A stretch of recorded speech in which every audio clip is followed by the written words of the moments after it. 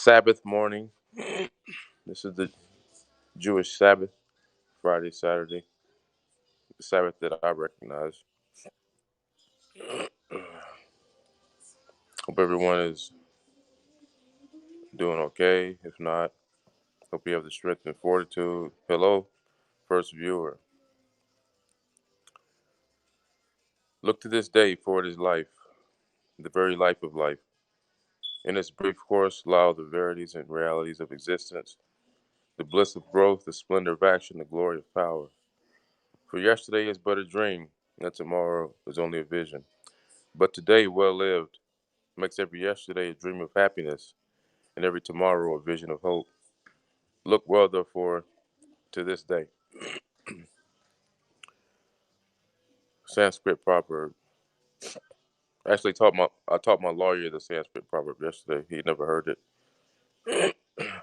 He wrote down the author's name, Kali, East Indian playwright.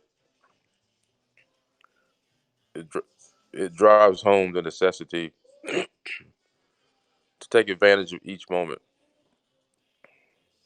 in life. when you, each moment in life, when you're able to generate awareness, okay?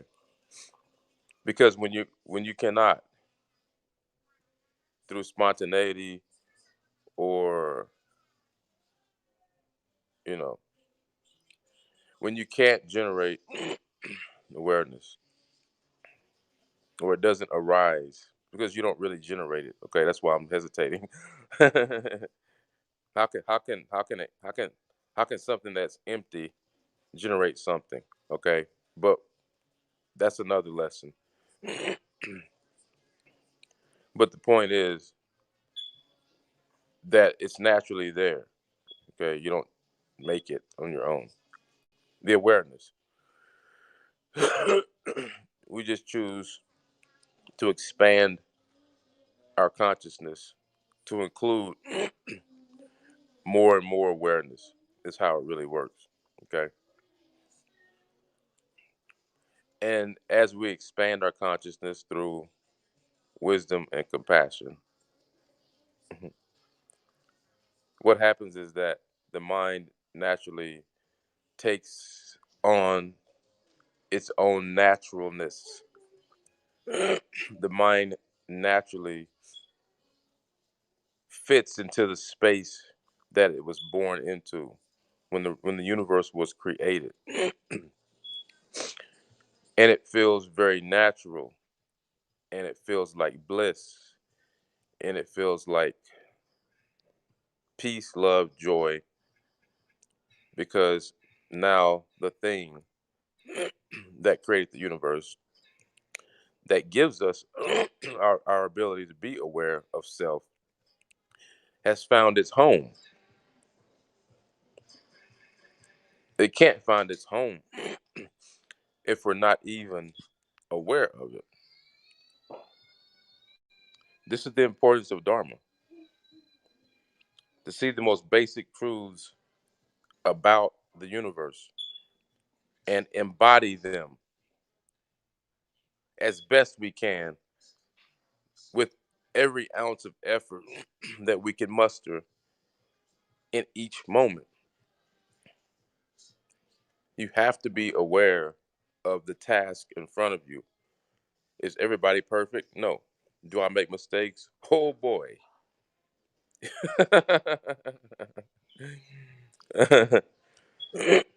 Am I aware of the mistakes? Yeah, you bet. Not a one goes by.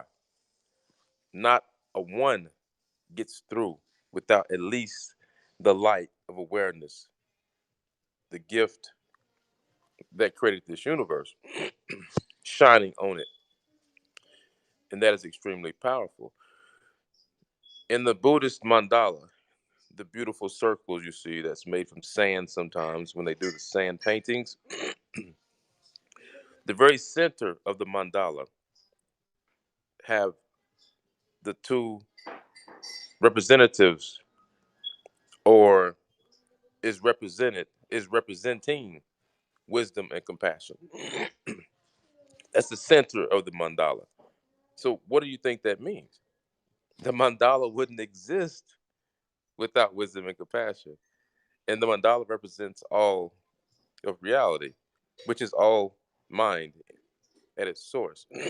So when I tell you that wisdom and compassion are the source of everything, that's why I say that. Okay.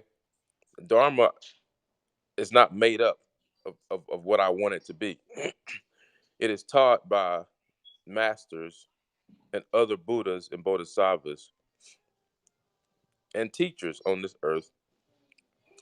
And then the student, when they're capable, when they've risen to the level mentally and heart wise, where they can recognize the truth, Dharma naturally arises in our own minds without any extra effort required because it's naturally there. Dharma is the reason we exist. Dharma is us. So to embody the truth is different than to say the truth. Okay? It's better to accept 1,000 failures wholeheartedly, tears in eyes, heart wrenching.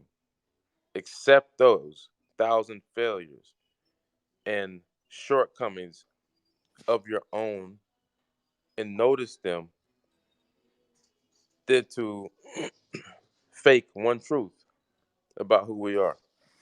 Pretend to be wise, pretend to be loving, pretend to be strong, pretend to be listening when we never listen.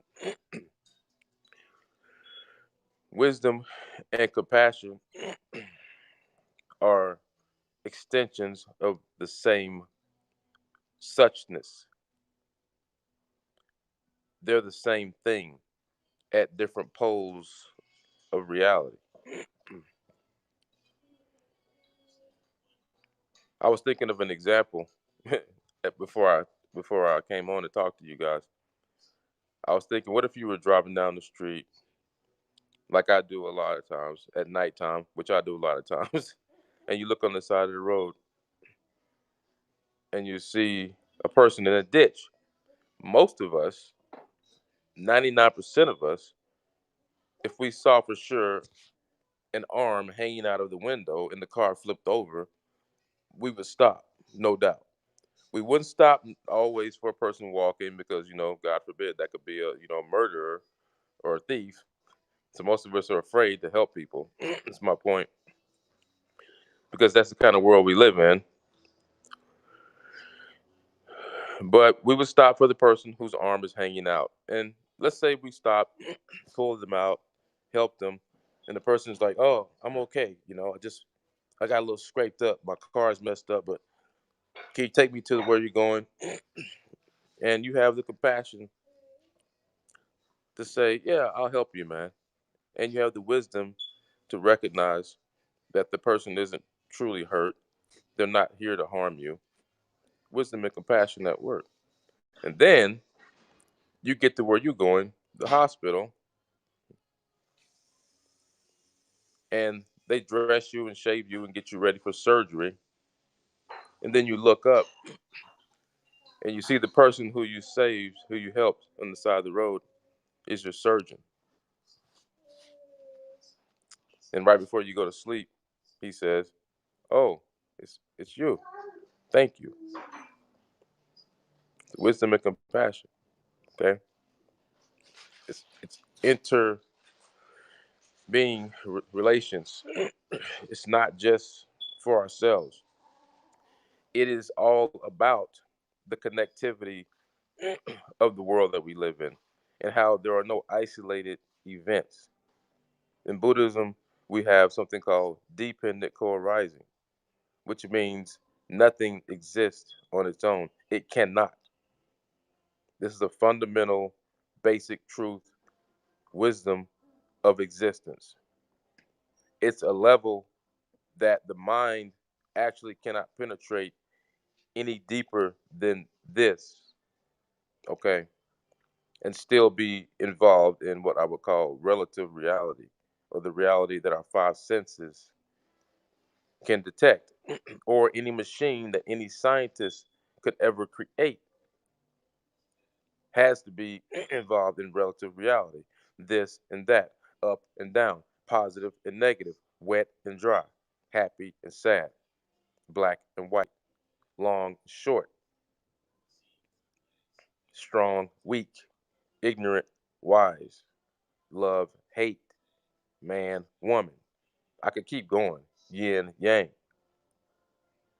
This is the most basic fundamental relationship that the universe has, period. Peace and blessings, Heavenly. What's up? Namaste, my girl. I went to your page and checked out some of your stuff, Heavenly. I like my wife really loved the tour you gave of that beautiful garden in Dallas that day.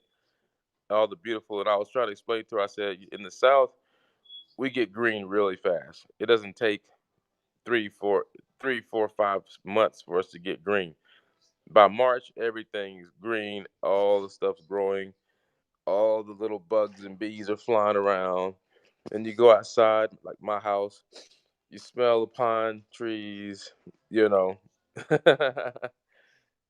She said, thank you. I told her about the video, remember? And I was telling her, look how green.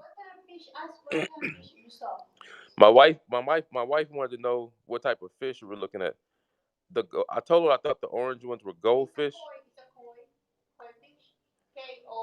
Koi. Oh, it's koi. Yeah, yeah. Is a koi a type of goldfish? Okay. It's a giant goldfish. Okay. Because we just got baby goldfish.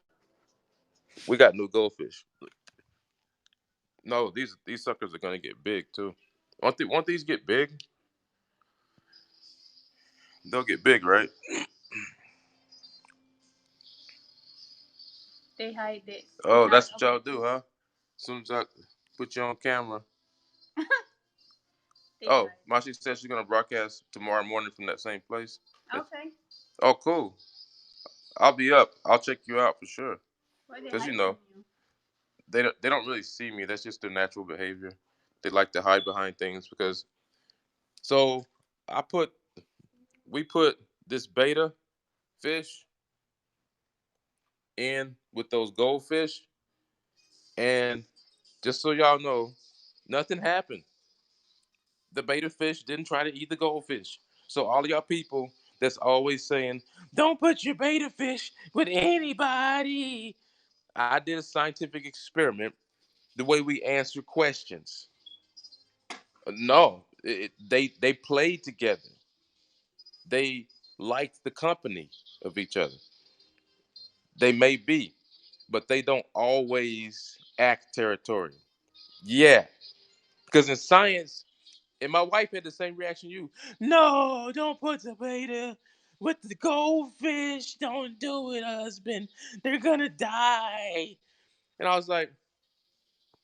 like Morpheus. Show me.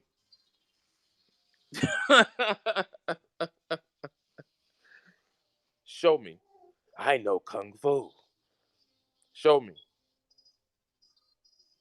And I put them in there, and they swam around and they played for how long was they in there for a whole day?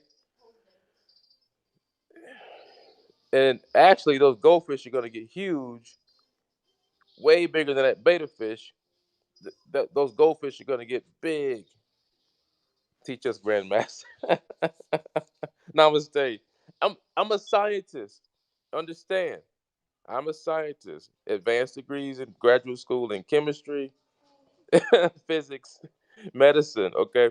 If there's a question that I won't answer, I have to at some point go to the methods. And it wasn't about me not having compassion for the fish because I suspected the worst case scenario. Now, worst case scenario, the beta would have chased them around and they would have hid inside of the little house. And I figured he wouldn't do too much damage because the goldfish are very, very fast. So I knew I wasn't going to kill my goldfish because I knew the beta probably couldn't catch him. Okay. So I made observations after observation. Yeah, I am the born inquisitive. I was the same kid that would go outside and take take fireflies when they were drowning and wet, and I'd blow them. I say, and then they come back to life, and I say, oh, I brought them back to life. That was my first. That was my first example of CPR when I was a child. That was my first example of CPR, blowing fireflies until they dried out, and they would come back to life. Yes, we have to find our own answers. Thank you.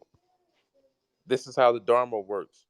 You have to go inside of your own mind and look and explore in the waking state, in the dreaming state, in the dark black sleep state, in the state when the mind actually separates from the body. And if you don't get practice becoming aware during these different states of consciousness, you will not be prepared. I told my lawyer about seeing my father and my brother or their representatives spiritually, because that's what those were. Middle child. Yeah. Hey, my sister's a middle child. She make more money than me, and I'm a doctor. Hey, man, middle children, man. Yeah, yeah, y'all got the potential to be great because you're between foundations, right? When something is between a foundation, a cornerstone, and a top stone, it's stable. Okay, so the middle children, very stable. The youngest is crazy. The oldest is the king. Is dominant. So it could be real good or real bad with the oldest. I'm the oldest, right? It could go either way. The middle child, yeah, exactly. See, I never really thought about that before. But when you spend all of your time looking at reality without the ego, or as little ego as you can, you just see truth. So I don't have to pick up a book on human psychology to go look what is the middle child like. I can go in my mind and go, oh yeah, I see that, and then talk about it. This is a gift of living your life in truth all the time as best you can. It actually raises your IQ, but not the IQ that they care about. This is the IQ of the universe, and it includes the heart and the mind, right? Together, how are they working? Here's your score. Can you see what's in front of you? The test. Can you bring wisdom and compassion to bear to make the world a better place? Because you are now connected truly to the whole universe around you, and you know it for a fact. It starts with relationship with self. Nah, the ego is a useful tool, but a poor master. Useful tool, but a very, very poor master. And if you depend on the ego as the master of your destiny and of your soul, you will be sorely disappointed because you will be a generator of great sufferings. Hey, wisdom and compassion. Namaste. Namaste. And I've spoken on the word namaste before, but I will tell you the word namaste basically says the divine being in me recognizes and sees the divine being in you. And I recognize through my wisdom that it is one, and my compassion will lead me to the next stage when I will experience the oneness. So that it's no longer a myth in a book. It is who I am, it is my life, and now I can utilize truth, Dharma. You can't utilize the sword if you have no training with it, right? No training, you die. No training, you die. It's always the same. Last night I spoke to my wife about the similarities in art forms. We talked about cooking in the relationship of that to jujitsu, in the relationship of that to painting, in the relationship of that to Music. I said I've learned more about fighting from playing the piano than I probably learned from actually fighting.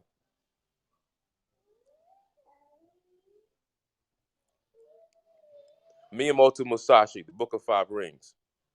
There's no original thoughts, but we discover the truth on our journey. Miyamoto Musashi said what I just said. Chess, not checkers.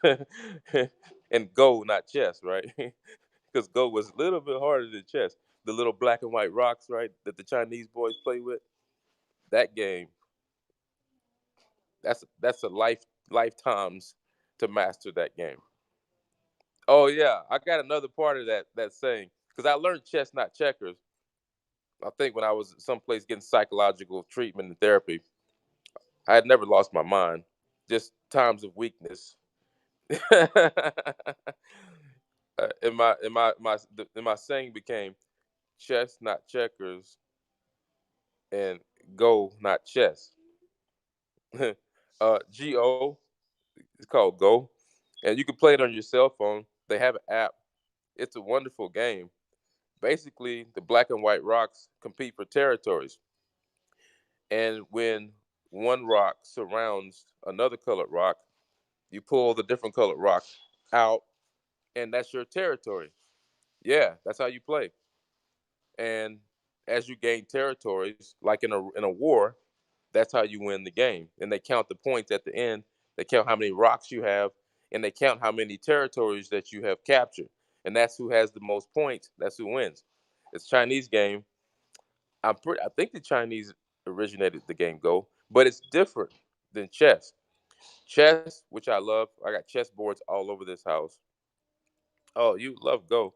Go is a game you will play for the rest of your life to try and master it because that's how difficult it is. Go is a game where you have to see with a different type of eyes because the patterns on the board, you may not recognize the significance of a pattern or a shape. And in war, it's the same. You don't recognize the significance of enemy movements, the territory around you, the mountains over here, the river over here, military intelligence. How do I utilize these components of my environment to win? The dome, the good thing about the dome is once you engage in actively becoming you, okay? Because that's what I'm talking about. How do we become who we really are?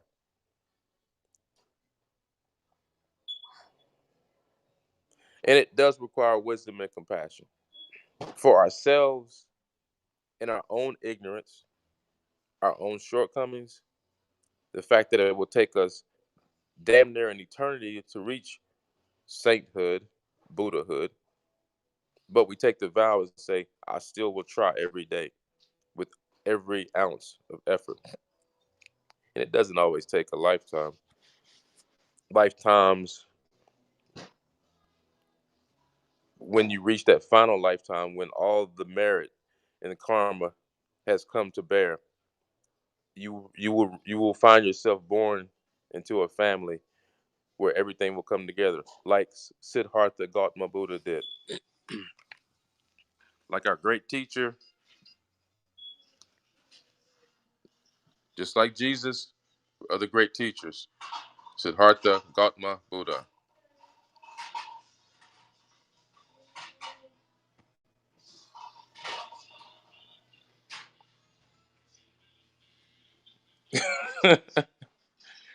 I didn't put that there.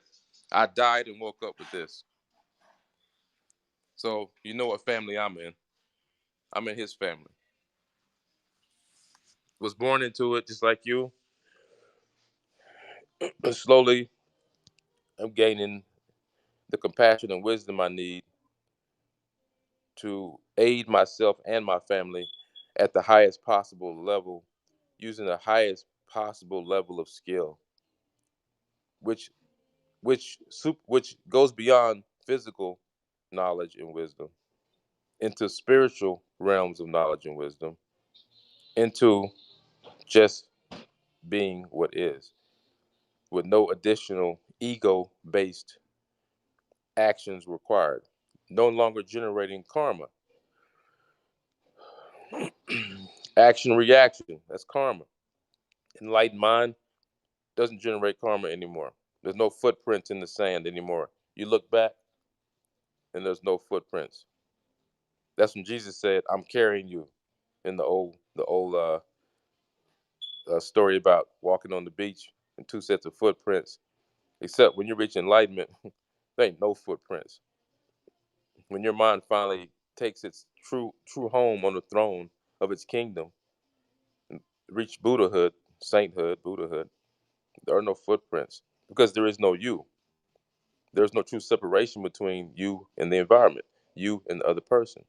Deep in the core rising, emptiness. Emptiness means this is because that is. That is because this is. One foot is because you're standing over there. 1 foot. And we define it as 1 foot, and it becomes 1 foot. But it is because that is. That is the basis of emptiness, that relationship, that requirement in the universe.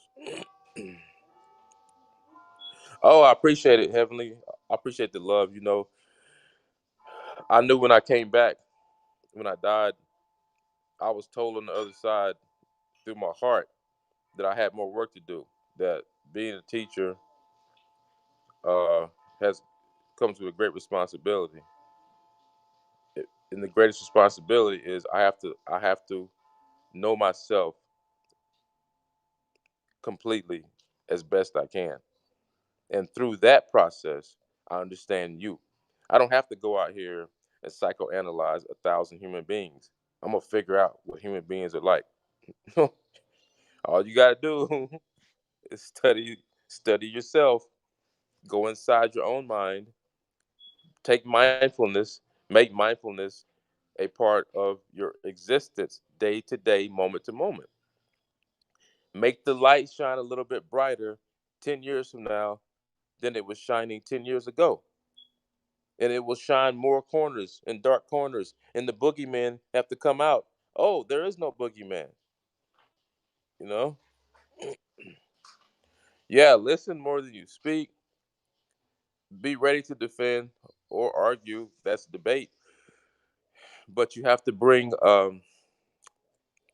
scientific data to the table.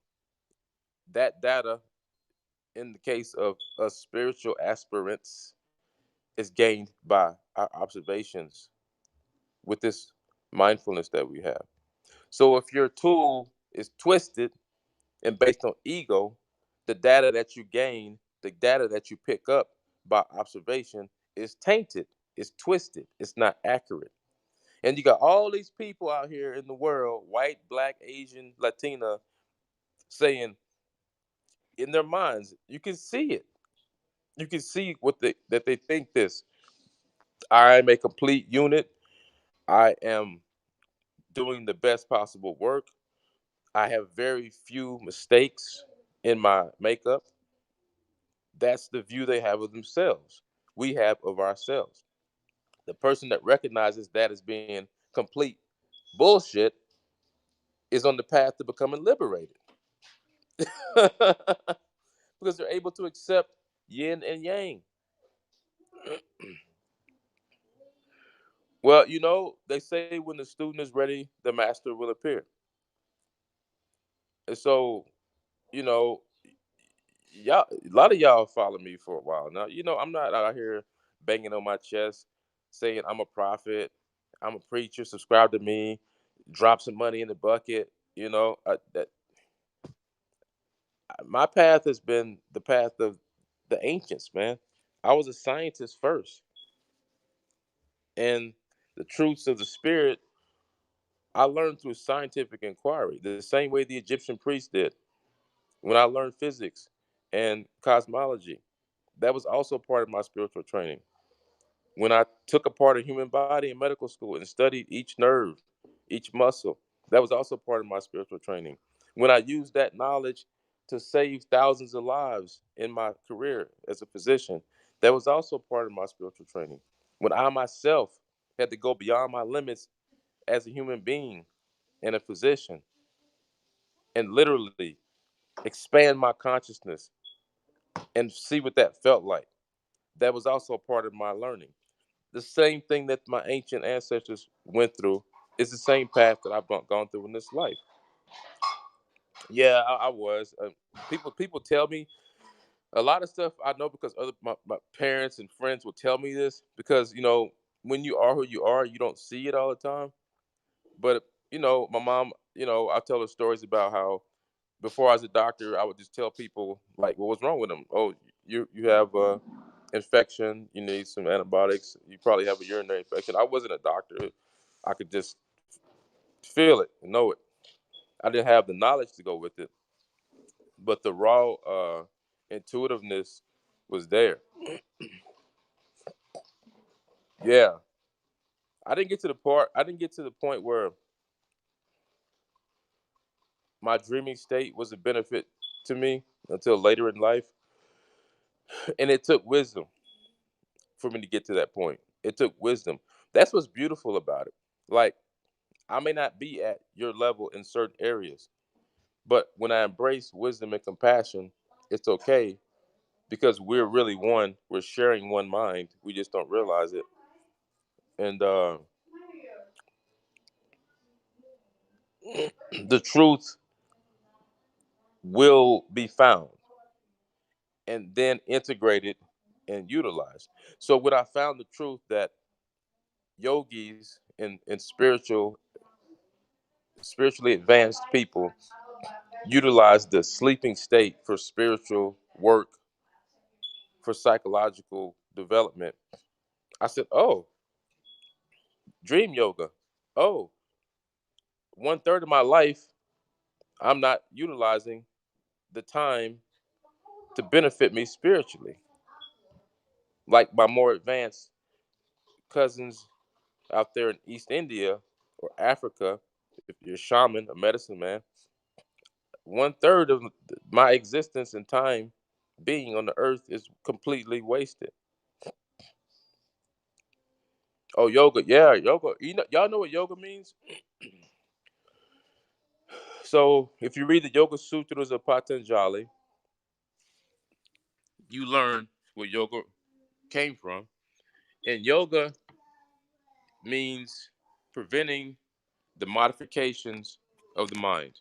It is a system via which we learn to stop the modifications of the mind, the psychological modifications that take place that lead to mental illness, that lead to depression, that lead to ego-based false view of who you are. And then we go out here and we wreck the world around us and we wreck other human beings because we have a false view of who we are. Yoga is a system that our ancient ancestors, through their own wisdom, saw would help human beings stop the modifications of the mind, stop modifying and changing something that's perfect, twisting it, and now viewing reality through false lenses. That's what yoga is about. That's what Patanjali taught. Before he taught the poses, before we taught the breathing exercises, every Buddhist is a yogi. Buddha was a yogi first because you need the tools to get the job done. Yoga is the tool that Buddhists use. Sitting meditation and breathing is yoga. Why are we doing that? To prevent the modifications of the mind. And if the mind is modified, we want to see it so that we are aware something has been modified from the original perfect model that the universe gave me. Perfect, pure awareness, untainted. The throne of God on the sea of glass, untainted, no waves, perfectly peaceful. The symbology out here is deep. Without wisdom, without compassion, you will never understand the symbology in the Christian Bible, in the Hindu and Buddhist text. You will think people are really crazy and they think people are flying around on horses and shit. And it's, I mean, our ancestors knew what they were talking about. The Egyptian priests knew what they were talking about. You know, your compassion allows you to skillfully navigate ignorance with every person involved in it, in the situation, benefiting the most. So it may require a lesson. It may require me to be silent and go and just be who I am, because at some point, our being teaches people as much as our words. But some situations require both or three, being actions and words, and the skill that's required is intuitively known to the spiritual aspirant, the stream enterer, the yogi that is being genuinely truthful in each moment, because it requires you to turn on the lights in your own mind first. Suzuki Roshi said the best way to contain a cow is to give it a large field. Chunryo Suzuki, my teacher, Zen Mind, Beginner's Mind. Amen, amen, amen. Let it be so, right? I think that's what amen means. After the Egyptian kings said something, I have a feeling either the priest or someone said those words, and I have a feeling that when they said those words, what what the Egyptian king said became law. Amen. Let it be so. Amen was also, if I'm not mistaken, one of the Egyptian gods. Uh, yeah, it is so, and so it is. Yeah, there it is. See, some of y'all be saying this stuff, man, and y'all don't know what it means. I've been saying amen my whole life. You think I don't know what it means? Not you, heavenly. I mean, just in general. People think we just be talking out our ass. Womp womp womp womp womp womp womp. Let's do some ass talk today. Womp womp womp womp.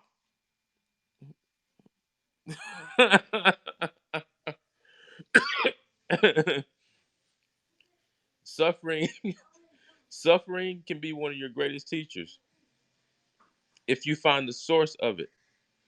The Four Noble Truths of Buddha. Suffering exists. There are causes of suffering. Suffering can come to an end if we follow the Eightfold Path: right understanding, right view, right speech, right actions, right livelihood, job, right effort, right concentration, right meditation. The last part deals with psychological training, right concentration, right meditation. But before you get there, the first part of the Eightfold Path is right understanding, right view. You have to be able to see reality for what it really is. And you have to be humble enough to understand that you don't see it for what it really is. That's how the Eightfold Path works.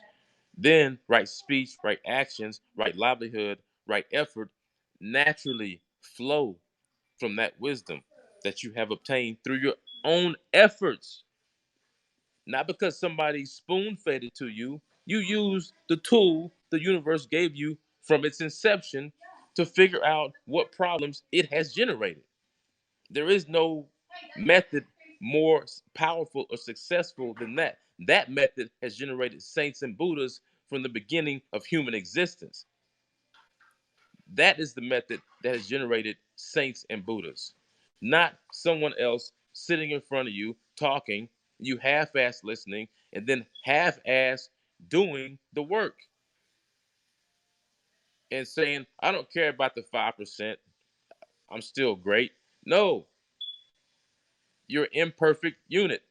The perfect component of you, the core, the Buddha nature, the Christ in you has to be recognized before you can utilize any part of it. And then imperfections and perfections combine to create what is.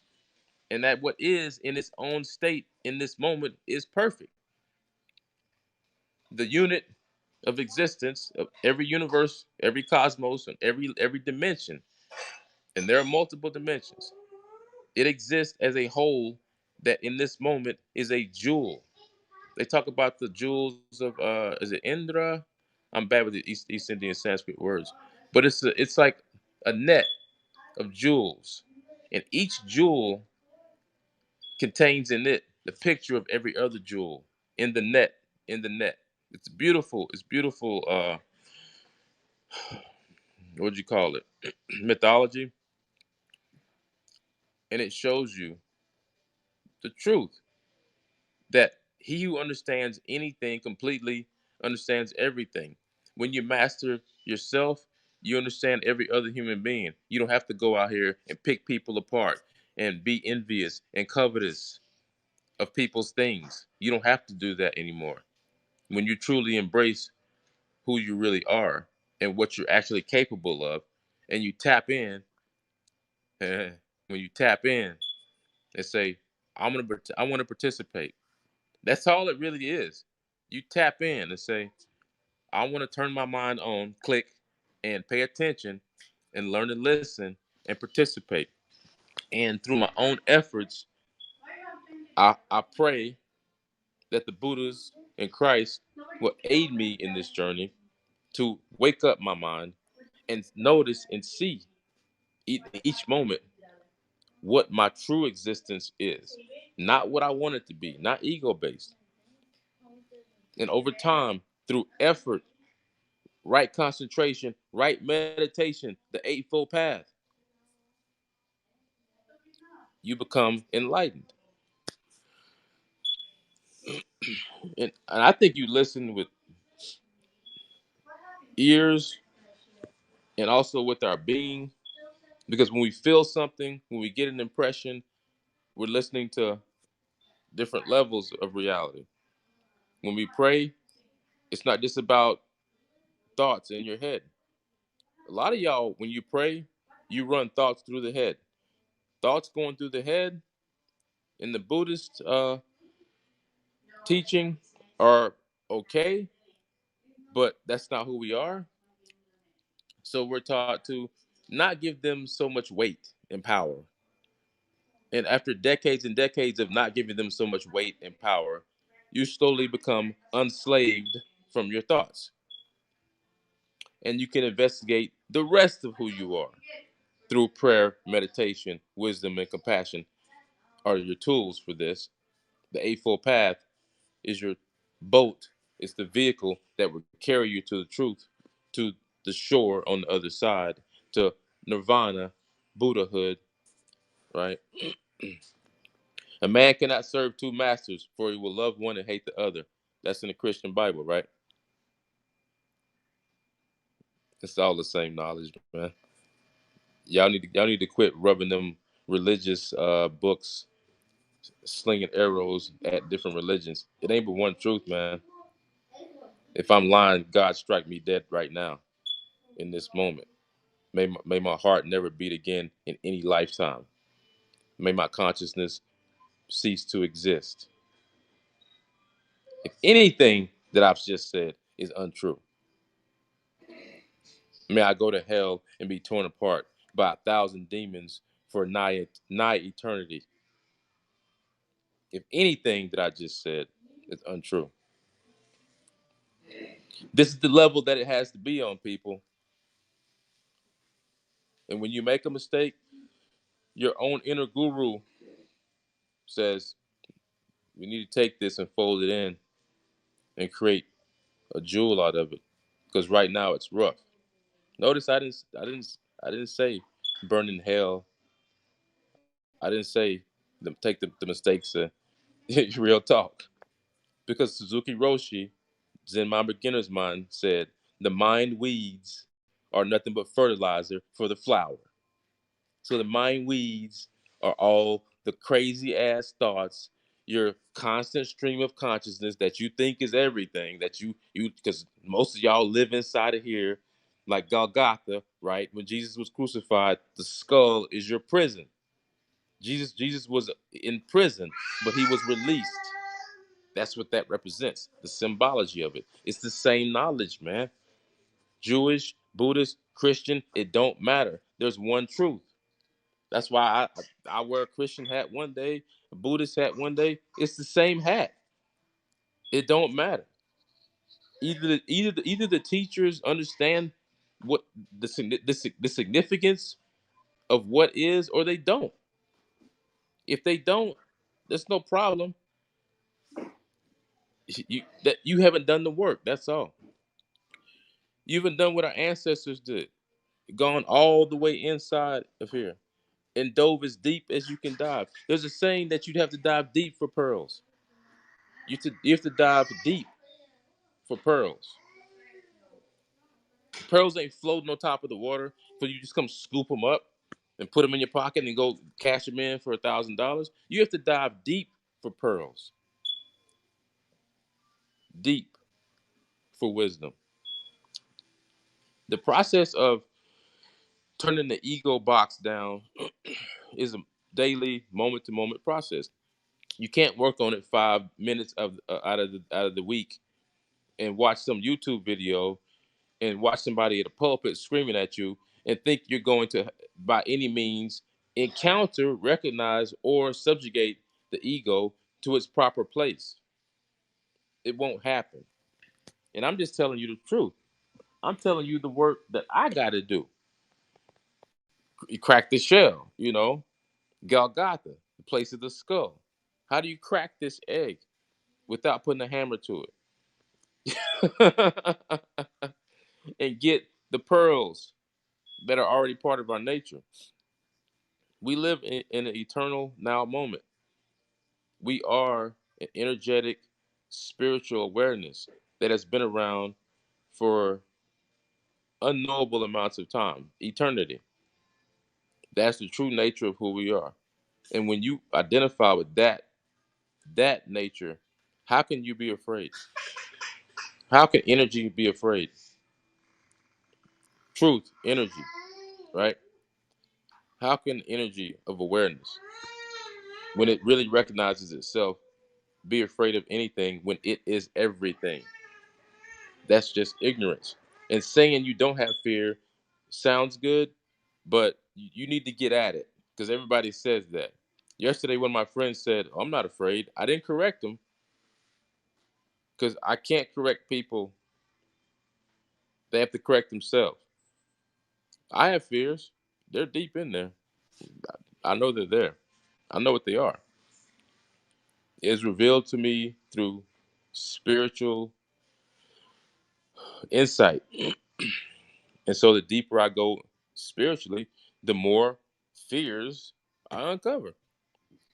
But I mean, I just died a few weeks ago, and that became just another lesson in the classroom. I'm just telling y'all this, not to flex my ego and say I'm Jesus. It's just to tell you the good news, like they say in the gospel, the good news of the world tomorrow. The good news is my experience is we're spiritual, energetic beings, and our reality becomes what our mind manifests. And when the mind manifests its true nature, wisdom and compassion, purity and wisdom, there's no problem. There's just what is. And we choose to, after some point, exist in the imperfect world like the bodhisattvas and saints to aid other sentient beings to the truth. But can't jump into a swimming pool if you don't know how to swim and save anybody. A lot of people out here are stroking with one arm, thinking they go save the whole Titanic. Yeah, energy cannot be created nor destroyed, simply change forms. Thermodynamics 101. The science, man. That's why you have to understand science. Science, religion used to be the same thing. And then it got separated by men into different components, right? Better put your safety vest on first, You better start blowing up that raft and put your safety jacket on before you jump into them cold waters, or you ain't gonna be ready. I can tell y'all from having gone through a near-death experience, if you're not gaining spiritual insight, you're not gonna be ready, man. Because that other side it's very chaotic. When the mind is chaotic, the other side becomes chaotic. The demons you see are the ones you created in this life when you die. And the truth that you see on the other side is that which you generated here, now, lifetime after lifetime. My friend said, He said, maybe the reason you saw the things you saw when you died is because you trained your mind to be sensitive and aware of the slightest things. And this is what my lawyer said. I had to go talk to my lawyer yesterday. We're friends. We're longtime friends. I was his doctor once, and he's my lawyer now. Very intelligent, wise man. And he's a white man. Wow, look at there. Different racial constructs. We can be the best friends and colleagues because it's based on wisdom. Those kind of relationships are based on wisdom, an exchange of wisdom and compassion. That's the friendship. And we go at each other, Doctor Lawyer. We like to joke. We're men, right? But ain't no problem, man. Everything has its place. Everything has its time. There's a time for joking. There's a time for jovialness. There's a time to be jovial. And there's a time for teaching. There's a time for learning. And in each moment, all those things manifest, but our minds aren't capable of taking all that in at one time. That's why we have to learn and be patient and be dedicated to truth. You know, and the respect you give is based on the fact that when you say namaste, the God in me recognizes the God in you. The Buddha in me recognizes and acknowledges the Buddha in you. Even if it's just on an intellectual level, that's the start. It has to start somewhere. I have to plant a seed. What seed are we going to plant? Well, I have to at least speak the truth first, plant the seed, water it in your interpersonal relations. Manifest humility, manifest wisdom, manifest compassion. That's watering the seed. Deny yourself. Watch the ego. Don't feed it. Meditation. This is the path. This is the path. The Eightfold Path. Right understanding, right view, right speech, right actions, right livelihood, right effort, right concentration, right meditation. The Four Noble Truths. Suffering exists because of causes in the earth that we propagate. It can come to an end, this suffering, by a spiritual path. The Eightfold Path. I could condense it into three: right thoughts, right speech, right actions. I can make it into one because everything is one. Whoa, whoa, whoa. How does that work? Hold on, back up, son. All right, man. Namaste. You know, namaste forever. I hope you guys have a good weekend. Enjoy the Sabbath day today. Rest and nourish your spirit because it needs as much nourishment as the body. Recognize the sentient beings around you as being part of your family and an extension of you. Stop always being this separate ego-based entity going through life like a wrecking ball. Learn to listen. Learn to be okay with mistakes. Learn to use the weeds to fertilize the garden. Namaste. I'm out of here. Peace.